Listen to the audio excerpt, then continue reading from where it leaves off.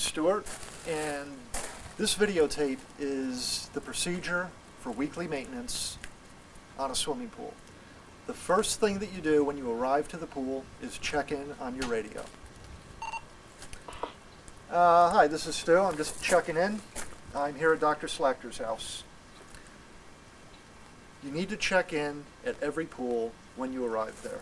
Also, when you drive into the customer's property, you need to be driving slowly and carefully. Many of these people have pet dogs, children. You don't want to appear that you're rushed, speeding up the driveway, and you don't want to have your radio blaring. You want to have the appearance of being calm, cool, collected, and professional. Now, the first thing that we do on a pool for weekly service is a complete water analysis. Now, the first thing that we do on a pool is a complete water test, which is one of the most crucial responsibilities that you have in maintaining a pool. All of our customers expect their pools to be sparkling clear all the time, completely sanitary, with the water not harsh that would cause any rashes on young children, even babies. So we have to do this water test correctly and carefully and completely on every pool. And I'm going to go through a complete water test now and explain to you how we do it. The first test that we're going to do is chlorine and pH. Now, to do this test, we fill up both of the chambers on the test kit to the top line, and also all the instructions for this water test are on the inside of your test kit. Now, we don't want to take the water test directly next to a pool return line, and we do want to take the water test from a few inches below the water surface. So we submerge the test chambers upside down and then turn them right side up underwater. We bring the test kit out of the water, and we can use this motion to splash out some of the extra water and try and get it as close as possible to the fill lines on the test chambers. For the chlorine test, we're going to use a DPD number 1 tablet.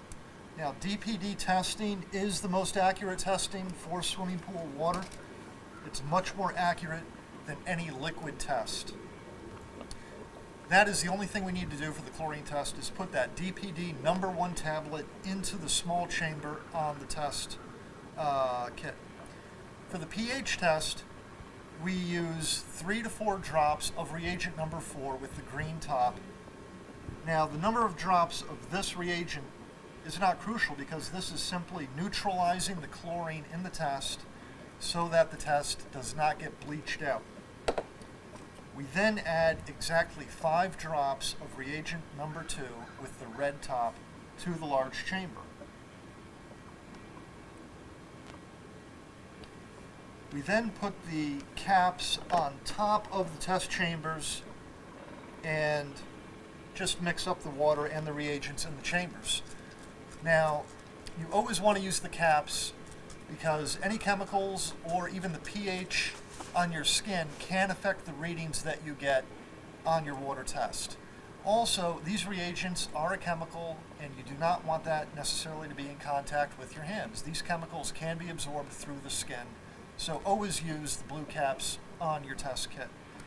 Now, this pool has a chlorine reading of 2.0 and a pH of 7.4, which are very good readings. You simply match up the colors of the water with the colors indicated on your test vial for the chlorine and the pH. When the tests are complete, you can just put that water right back into the pool. Now, the second test is going to be for total alkalinity. For this test, we fill up the large chamber to the line on the face that reads total alkalinity. Again, to get rid of the excess water in the test chamber, we use this motion to splash that water out and bring the water level down to that line. Again, we have to neutralize the chlorine in this test water so it does not bleach out the total alkalinity test by using 3 or 4 drops of the reagent number 4 with the green top. We then add 1 drop of reagent number 5, which has the blue top, to that water. If you accidentally add 2 drops or the wrong number of any of the drops of these test reagents, you have to empty your test vial and redo that water test. We then swirl this test water in the vial to get it pretty well mixed up, and you will end up with water that is yellow. We then add reagent number 3 with the white top, 1 drop at a time, until the water turns the color of an ideal pH, which is sort of an orangish red color indicated on the face of the test. Now, this test should take 8 to 12 drops before the water changes color. So you don't have to add the drops very slowly until you get to 8. So I'm going to add 8 drops right away. And then I'm going to swirl the water, and there's been no color change at all. So now I'm going to add the drops a little more slowly, 1 drop at a time, or 2 at a time, until I start to get a color change. Obviously counting the drops each time.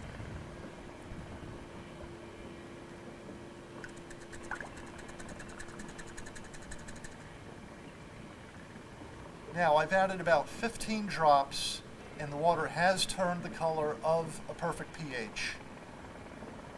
We multiply the number of drops by 10. That gives us a total alkalinity reading of 150, which is a good alkalinity reading for a vinyl pool. Also, the correct water balance is also indicated on the inside lid of the test kit, so you will know what the ideal range is. Again, I'm going to just discharge this water right back into the pool. I'm going to rinse out my test chambers now because I'm done using this set. Put the caps back on them. And now I'm going to do the calcium hardness test using the other chambers. For calcium hardness, we fill up the test chamber to the bottom line, which reads 450. Again, we want to take the water sample from below the water surface, and we splash out the excess water until we're down to that 450 line. We then take a calcium hardness tablet, put it into the large chamber, and there's a white dipstick in the test kit, which I'm going to use to break up that tablet, which will leave me with purple water. I then take some water from the pool and I add it to this purple water very slowly until it turns from purple to pink, which should happen almost instantly.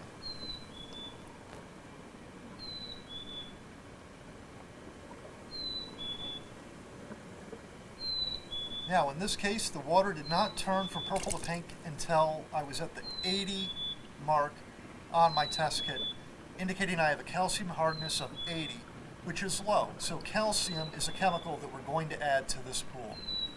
Again, this goes right into the pool. And I rinse out my test chambers. Now I'm going to test the pool for metals, being copper and iron. So I fill up these test chambers to the top line. Again, getting rid of the excess water with that motion. The iron test is a liquid reagent with a blue top, and we add 3 drops of this to the small chamber.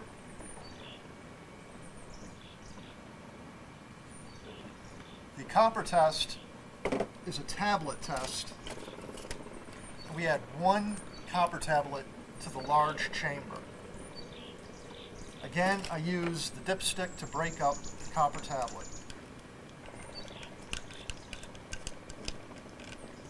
Now, copper and iron testing is important to do in the beginning when we're just opening up the pools. It's also important to do on any pools that have been running with a very low pH, meaning that your pool is acidic, which can cause corrosion in your heater, which of course has got a copper heat exchanger, and that copper can end up in your pool water. Now, on this pool,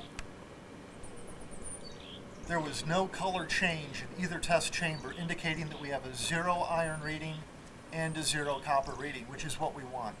Whenever you have a metals reading in your pools, you need to treat that with a special chemical and make sure that your pool is not running with a very low pH, which, as I said, can corrode the inside of the heater. Again, we just put the water back into the pool. Now our final test is for cyanic acid. Again, we fill up the large chamber to the top line, and we take a cyanic acid test tablet and we drop it into the water and we break it up with the dipstick. The water will then turn cloudy, and we lift the dipstick up and look straight down through the water until we can see the black dot on the bottom of the dipstick. As soon as we can see the black dot, we take our reading from the front of the test chamber and match up that top line with the numbers that are indicated on the front of the dipstick. And that is our cyanic acid reading. In this case, we have a reading of 70. Again, we discharge this test water right back into the pool.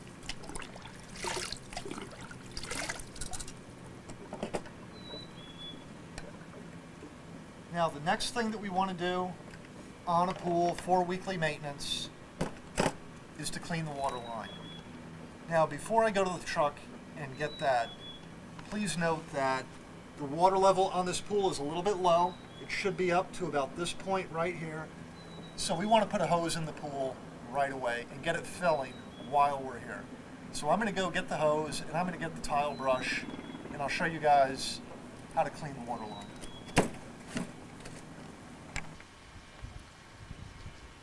Now that I'm back at the truck, I've put my test kit away. I'm going to write down all my water analysis readings now, just so that I don't forget them as I'm servicing the rest of the pool. Now in this case, I had a chlorine reading of 2.0. I had a pH reading of 7.4. I had an alkalinity reading of 150. I had a calcium reading of 80, a cyanic acid reading of 70, and I had a 0 copper and a 0 iron. Now, when you fill out this receipt, you'll notice that you have free chlorine and total chlorine. Very rarely will you get a total chlorine reading in a pool. That is a test that this test kit can do. Unless you do a total chlorine reading, that reading is going to match your free chlorine reading. So in this case, we had a free chlorine of 2.0. We're also going to make the total chlorine reading 2.0. Now, I'm going to grab my tile brush, take that up to the pool, and clean that water line. Now this is our water line brush. It's got a valve on it which we're going to open up to clean the water line. That will actually let the fluid flow out into the pad. Now when you're doing the water line, you don't actually want to scrub like this or like this. You want to use a wide motion with good pressure on the brush to actually scrub that vinyl. We're not just wiping this, we're actually scrubbing it. You go around the entire pool like this, scrubbing that water line. Now when you come to the skimmers, you can remove this pad from the brush and actually clean the inside of the skimmer. We'll take the basket right out. We'll leave it out for now. And wipe all the grease and gunk out from inside the skimmers.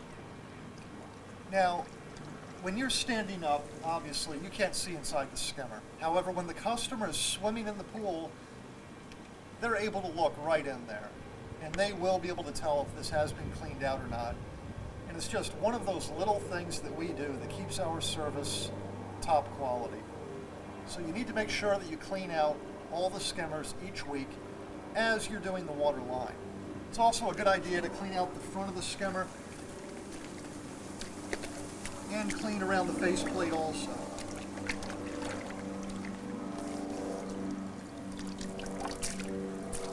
Then we're going to put this pad right back on our tile brush and keep going around the pool to the next skimmer.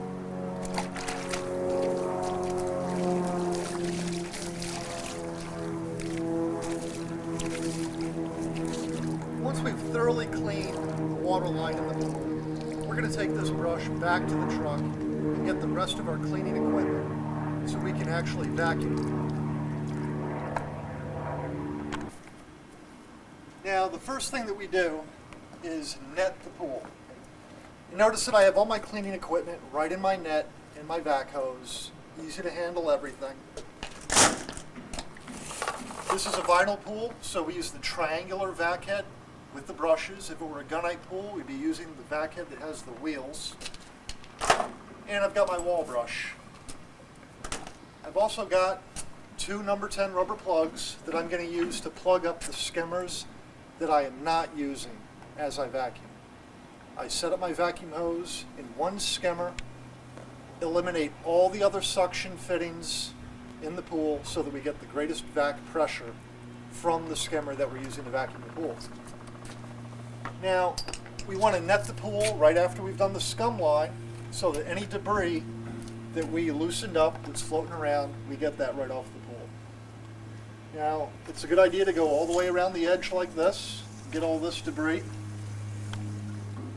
And when you're netting across the middle of the pool, you want to use this type of motion so that you're netting when you pull the net towards you and you're netting when you're pushing the net away from you. The way that you do not want to be netting the pool is like this.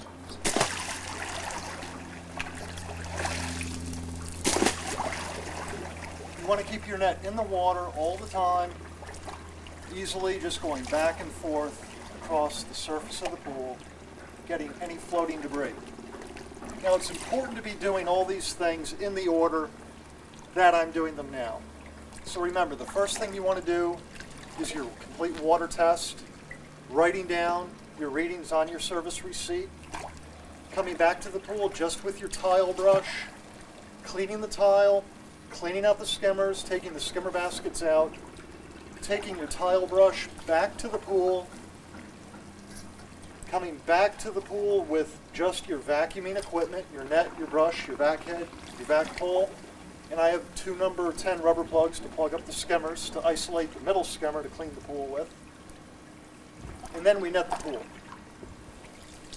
When you're finished netting the pool, the next thing you want to do is actually set up your vac hose and get that hose primed up so you can actually vacuum the floor of the pool. Now, as I said, we're using this vac head because it's a vinyl pool. Now, your vacuum hose has one swivel cuff which will spin on the end of the hose so that your hose doesn't get tangled up. That's got to be the end that goes onto the vacuum head.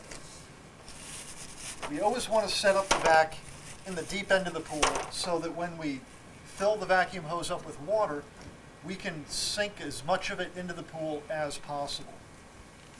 Now, you want to take the whole vacuum hose and drop it right into the pool, keeping the end that you're going to plug into the skimmer out of the water, and push your vacuum head down into the deep end.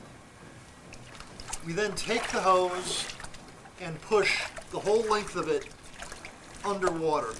And when it's coiled up, we can just spin the hose around like this as we're feeding it underwater, which obviously fills the hose with water. You want to make sure that the whole hose is primed up before you plug it into the skimmer. Otherwise, you can pull quite a bit of air into the system and your pump could lose prime.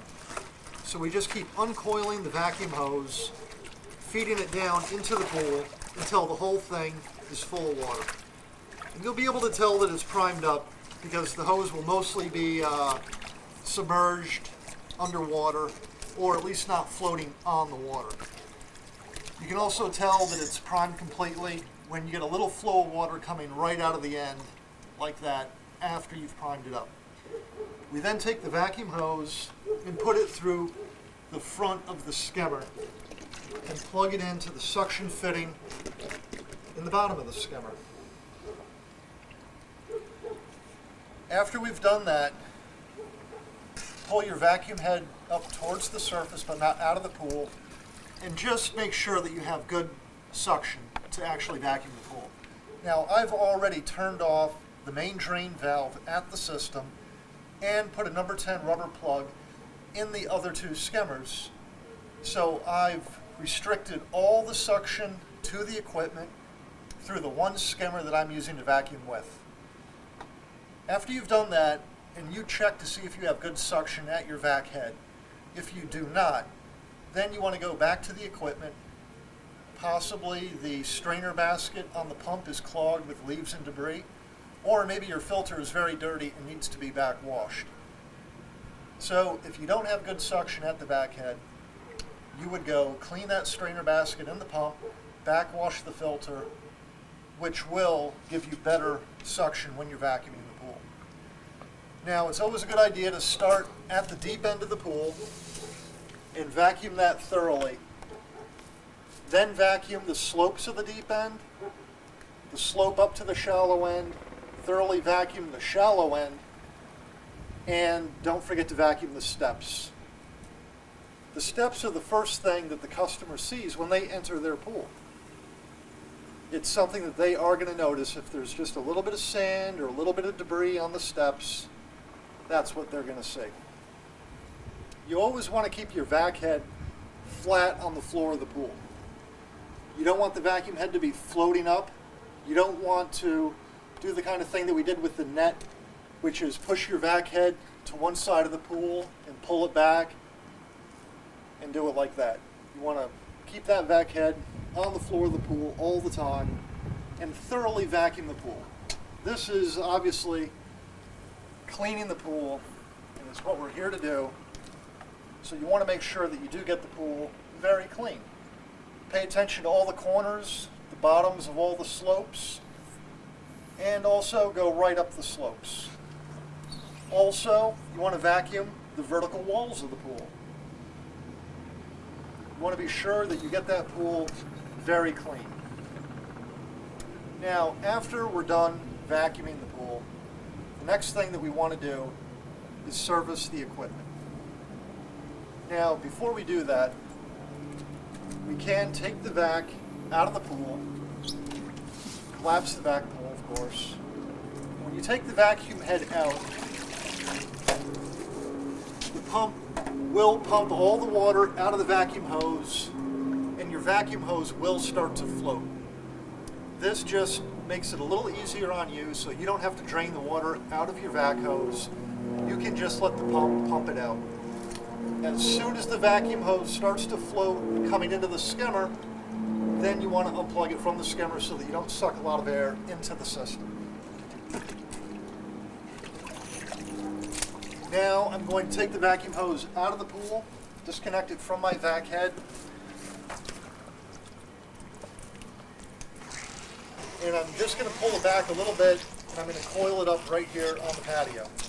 Now when you coil up your vacuum hose, use a twisting motion on the hose as you coil it. And that will help it fall right into a coil on the patio. And your hose can definitely get knotted up on you in the pool. You just got to shake it out a little bit and keep coiling it up. Now when we finish this, we want to leave all our vacuum equipment right here and not take this back to the truck at this point. The next thing that we're going to do is go to the equipment. We're going to actually backwash the filter, service the pump, and test fire the heater. Before I go to the equipment though, I'm going to empty all of my skimmer baskets into my net, not into the bushes, not into the flowers. If the customer chlorinates their pool through the skimmers by putting the tablets in the skimmer basket, any remnants of chlorine you want to put back into the basket so that that gets completely used up and not just thrown away.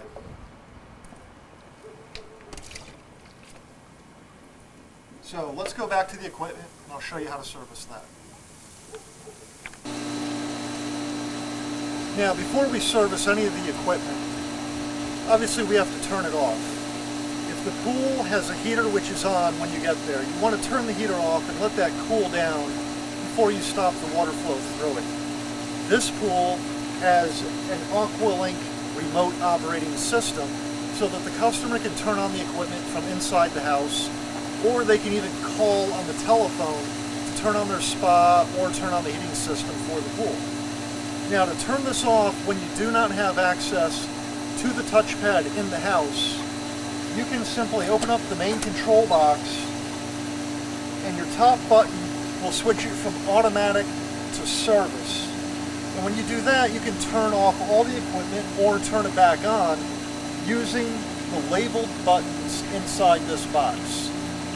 So right now, I've already switched it over to service, and I'm going to hit the button that reads pool pump to turn off the pump so I can open it up and empty the strainer basket.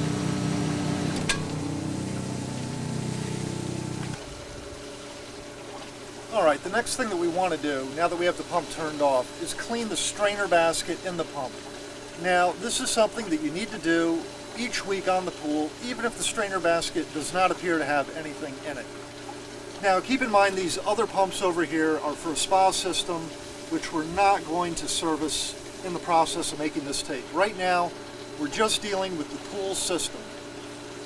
Now, before we open up this basket, we want to put the multi-port handle in the closed position by pushing down on the back of the handle and turn it to closed, which is labeled on the face of the multi-port valve. We also want to close our valves into the pump so that when we open this pump, we do not lose prime, meaning that the water doesn't drain out of all of our suction pipes, making it harder to restart the pump after we open it up. Also, if your pool equipment is below the water level of the pool, if you do not close these valves and put the multi-port in the closed position, when you take this lid off, you're going to get a flow of water that you really can't stop unless you restart the pump with the lid off and the filter multi-port back in the filter position. So it's good to get into the habit of closing your valves and closing the multi-port before you open up your pump. Now, this is a Hayward pump, very standard equipment. We just loosen up these knobs, drop them off to the sides, take the lid off, take our strainer basket out, and empty it. Now, what we don't want is a whole pile of debris building up at the system. It's a good idea maybe to have a bucket with you to empty this into, or if you can empty it out of sight, that's good. Now, we also want to make sure when we put this basket back in, obviously that we have it clean, and also to make sure that this pump lid gasket is clean in its notch around the top of the pump housing. This can be a very common problem which will cause the system to run with air in it. So you just want to run your finger over this pump lid gasket, make sure that it's clean. Also, this basket only goes in one way. If you put it in backwards, it will not seat correctly and debris will be able to get past the basket and it'll clog the impeller on the pump. So I'm going to drop this basket back in now that it's cleaned off. My lid gasket's nice and clean, in good condition, it's not crimped or anything. I'm going to put my lid back on and I'm going to tighten these knobs back up. Now these knobs do not have to be super tight. You just want to make these snug. Now that I've done that, I'm going to open my valves again.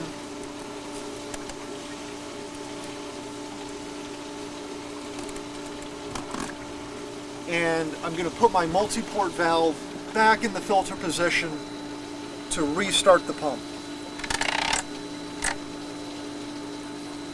Now, I'm not going to go to the control box and actually hit the button, but we do want to start the pump up in the filter position. Once it has started and you're running at full prime, you want to turn the pump back off and actually put it into the backwash position. Now, when we backwash the filter, you have a sight glass which is right here underneath the pressure gauge. When you turn the system on, it's going to take the water and pump it in reverse through the filter, rinsing all the debris that's been filtered out of the water out of the filter and sending it out of the waste line. Usually you can backwash a filter for anywhere from 2 to 4 minutes, or until the sight glass has nearly clear water in it. After we backwash the filter, we have to turn it off again. Whenever you move this handle, the system has to be off, and we're going to put it in the rinse position. That rinses all the stirred up water out of your filter tank and sends it out of the waistline. After we've rinsed the filter thoroughly and we have very clear water in the sight glass, we turn the system off again, put it back into the filter position, and turn the pump on. Once the system is running full prime, we want to open up this air relief knob on top of the filter and bleed any air that might be trapped in the filter dome out. Now, this is a sand filter. There is a different backwash procedure for a DE filter or a diatomaceous earth filter. The mechanics of it are essentially the same. With a DE filter though, you want to backwash it and rinse it 3 or 4 times in a row. And when you go back to the filter position, you then have to add the correct amount of DE into the skimmer, which will then suck the DE and coat the filter grids inside the filter. Now, the amount of DE that you put into a DE filter is very important, and that amount will be indicated on the label or tag on the filter tank. Also, diatomaceous earth is not good to get into your eyes or to breathe, so you want to handle that DE carefully and not spill it around and, not breathe the dust and don't get it in your eyes. Now, we also want to test fire the heater each week when we're here. So I'm actually going to go over to the control box and I'm going to turn this system back on.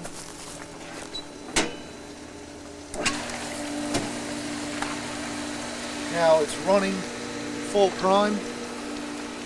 I just hit the switch on the heater, and when it lights, you'll feel the warm air coming up from the top of the heater. Now, heaters are a very crucial piece of equipment on these pools. Almost everybody has a heated pool these days, and if their heater doesn't work, they get very annoyed about it. So you need to be test firing these heaters every week, and if there's any problem with the heater, you need to get on the radio before you leave that job site and let somebody in the office know that that heater is not working. Also, this pool has an automatic chlorinator, so we will not be putting our chlorine sticks into the skimmer baskets at the pool. We're going to be putting our chlorine sticks into this chlorinator right here. Now, to add chlorine to it, the system has to be off. There's a small tab on the side of the chlorinator which we push in, and then we can unscrew this lid. We then add the chlorine tablets directly into this canister, and we thread this top back on until the notch in the lid matches up with this tab on the side of the chlorinator body. We adjust our chlorine level using a control knob on the side of the chlorinator. Now, most pools will run on 2, maybe 3 pounds of chlorine per week. And as you do the same pool each week, you will get a feel for how to set your chlorinator. The amount of chlorine that ends up in the pool is going to depend on how many hours a day that filter system runs, how large that pool is, and if that pool is heated. If you have any problems maintaining your chlorine level, that is another thing that you have to let us know in the office. A low chlorine level in a pool is the #1 reason that your pools can turn cloudy or green.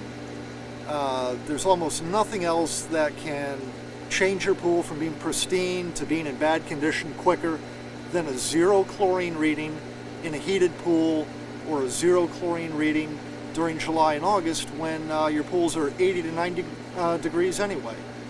So that chlorine level is a very crucial thing, and you have to be sure that you're able to maintain it correctly using this chlorinator. If they do not have a chlorinator, then you're going to put the chlorine tablets right into the skimmers. Rule of thumb is 2 tablets per skimmer, or 2 to 3 pounds per week, depending on pool size. Now, if you have any problem maintaining the chlorine level in the pools, you do need to let us know right away so that we can troubleshoot the chlorinator, make sure that it's working, or instruct you on shocking the pool or anything like that. Now that we've maintained the equipment, we serviced the pump, we cleaned the filter, we test fired the heater, we've checked the chlorinator, and if we are using the chlorinator, of course, we would add the tablets to the chlorinator at this point. Now the next thing that we're going to do is add that calcium that we need in this pool, which we know because we did a complete water test, and then we're going to brush the pool. So I'm going to go to the truck, I'm going to get the chemicals that I need, and I'm going to go back to the pool. Now I'm going to add the only chemical that this pool needed, other than chlorine, which we add every week. This is calcium hardness, which comes in a 10-pound container. And we're going to broadcast this and all chemicals that we add to the pool into the deep end. Now, if it's windy and you're adding a chemical that's very dusty, like maybe pH increaser or alkalinity increaser, you don't want to broadcast that out high over the water. You want to add that chemical low to the water surface so it doesn't blow out over the deck. Now, when you're shocking a pool with granular chlorine, you have to be very aware that you're not tossing it out high into the air and those chlorine granules are blowing out over the deck. If the customer has a wooden deck, that chlorine is going to bleach it and it's going to be very noticeable.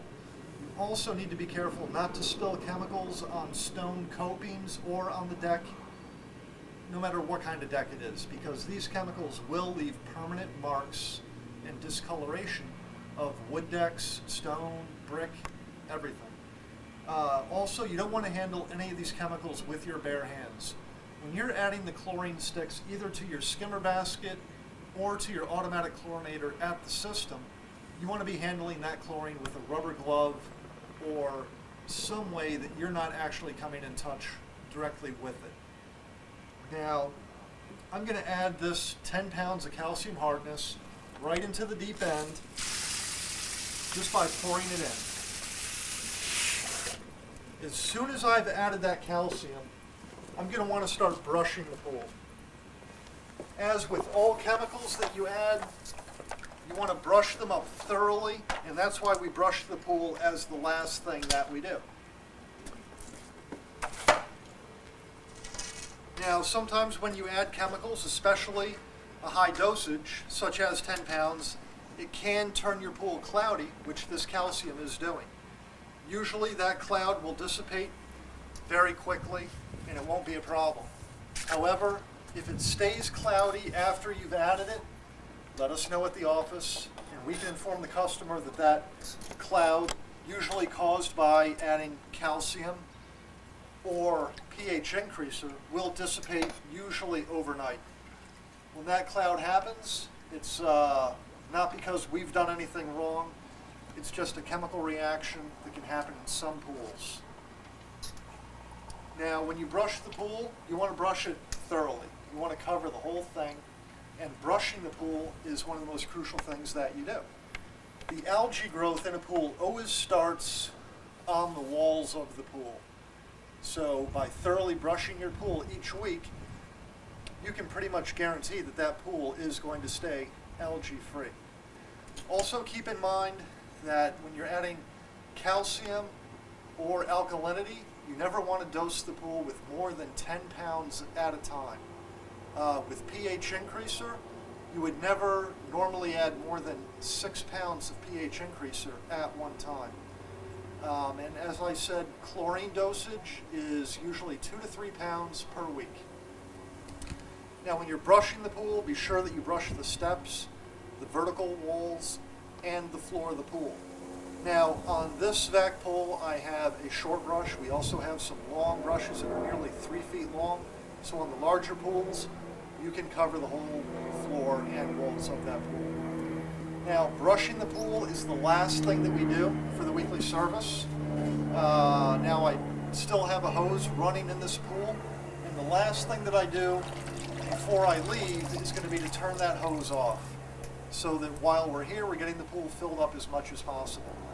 Now, if the pool is still low before you leave, you need to let us know that in the office so that we can tell you to either leave that pool filling full blast and somebody will come by and turn it off later that day, or it might make more sense to leave that pool trickling very slowly and we can check that fill the next day.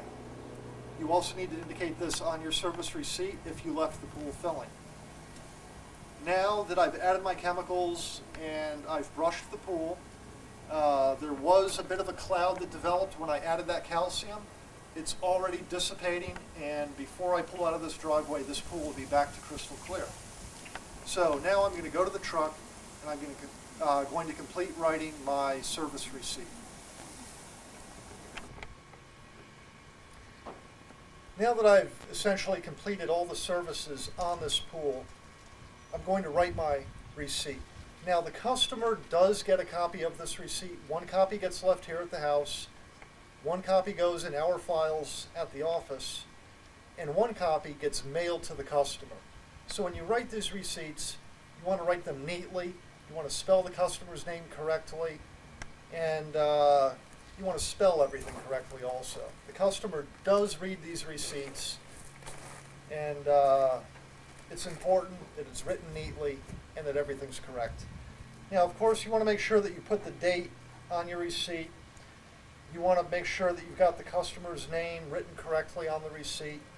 And you also want to put your name on the receipt in the little box that says sold by.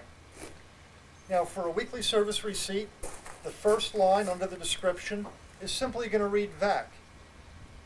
If the customer happens to have a pool and a spa, then you would write vacuum, pool, and spa. You then will list all the chemicals that you put in the pool. Now, I do have sample weekly service receipts for you to look at back at the shop so that you know exactly how to write these.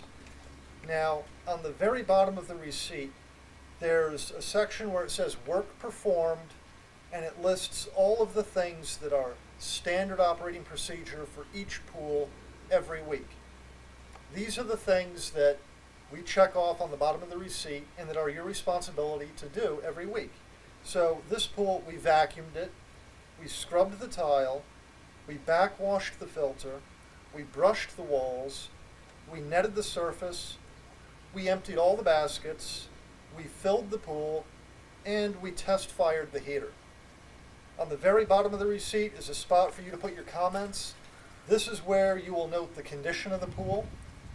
This pool was clean and clear, and we essentially had no problems. If for some reason the heater is not working, or if there are any problems with the pool, you want to note it on the bottom of your receipt. Now we're going to leave the receipt with the customer. Now, your receipt obviously has 3 copies. You want to bring your copies back to the shop in the back of your receipt book and leave the pink copy with the customer. It's very important that you leave this pink copy each week when you do the pool. Our customers are very used to seeing this. If they come out to the house and they do not see a pink copy there, they may assume that the pool was not serviced at all, and that indeed does happen. They do call and say, my pool wasn't done, there's no copy of the receipt there. You always want to leave the copy of the receipt in a back door so that if the customer doesn't come out for a couple of weeks, they don't have receipts adding up in a visible spot, like the front door. A back sliding glass door is a great place to leave it. Leave it up somewhere visible where the customer is obviously going to see that receipt. And you will also be doing the same pools each week. So you need to get in the habit of leaving this pink copy in the same spot every week. The customers will know where to look for it, and they'll also know that the same guy's been doing their pool each week, which they like to know. One thing the customers don't like is having a different guy in their backyard every week. So by leaving your service receipt in the same spot with your name on it, then they know that they're getting consistent quality of service. Now, before we leave this job site, we do want to audit the quality of our job by double checking the filter, the pump, the heater, the chlorinator, making sure that all that equipment is set correctly, running well. We also want to take a walk around the pool at this point, make sure that there's nothing that we've missed, that there's no equipment that we may have left behind.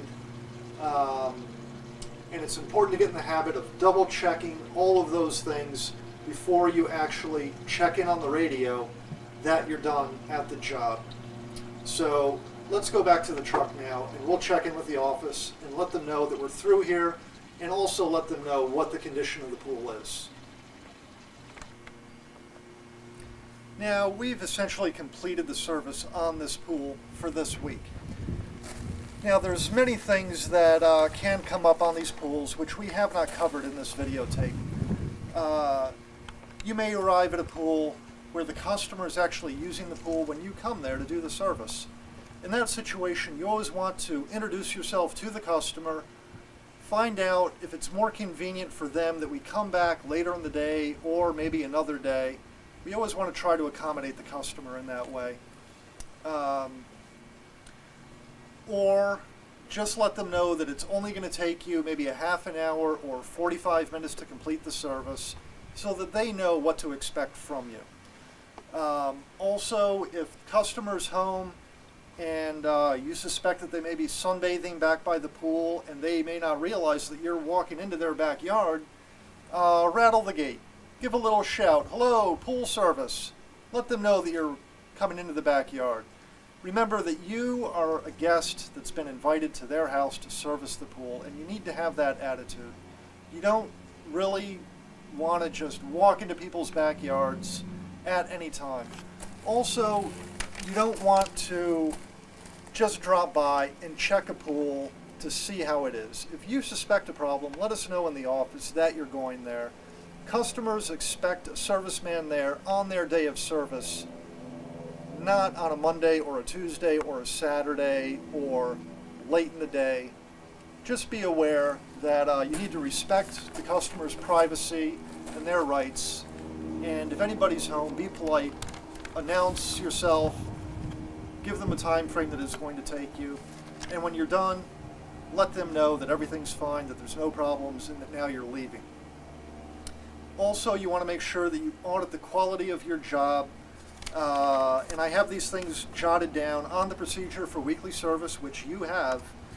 And it doesn't hurt to do what I'm doing right now, which is to take it out and review and make sure that you've done a thorough job vacuuming, netting, and brushing the pool, that the scum line is clean, that the inside of the skimmers are clean, that the pump is running full prime with no air in the system, that the time clock is set correctly.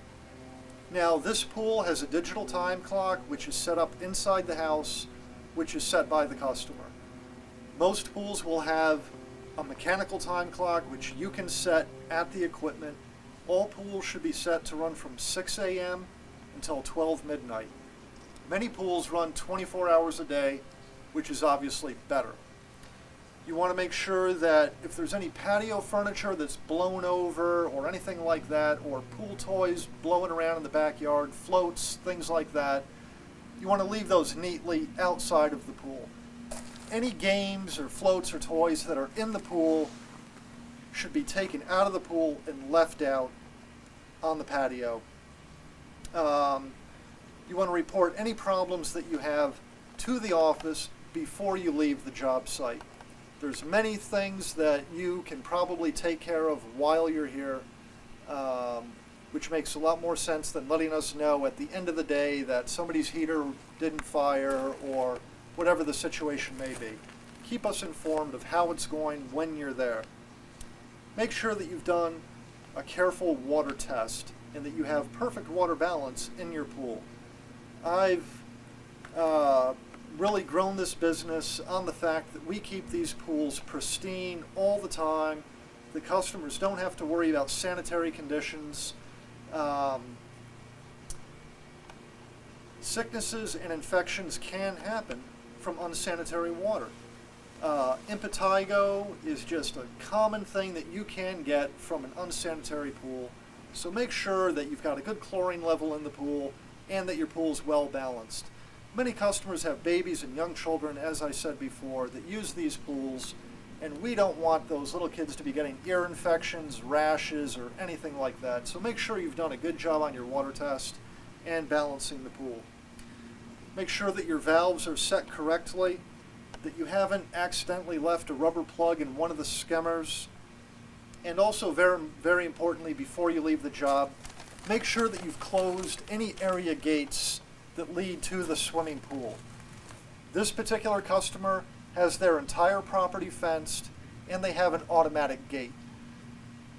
Many customers will have just a fence around their pool area. it's very, very important that you leave that fence closed. Last year, there were 6 or 7 children that drowned in swimming pools just on Long Island, and that would be a terrible tragedy to have happen to anybody. So keep safety in mind and be sure and close those gates before you leave the job site. Now, I've already reviewed all the things that are required to do on a pool. You need to be sure and actually do all of these things each week. It's just not a good idea to skip brushing the pool, skip vacuuming the pool, to skip backwashing the filter, or any of these standard things that are required. Your pools will stay pristine, easy to maintain. Customers will be very satisfied with the service if you just go through these standard procedures each week. Now, I'm going to check in at the office, and I'm going to let them know that I'm finished at this job, and I'm heading to my next stop. This is Stu. I'm just checking in from Dr. Brandt, and this pool's clean and clear. The heaters are both firing. Time clocks are set. This pool's mint condition. Gates are all closed up. I'm heading over to my next stop now. You'll usually get a response from the office, a 10-4. Keep in mind, though, that if you do not get a response, that they can be very busy in the office, on the telephone. Various situations do come up that may prevent them from getting right back to you.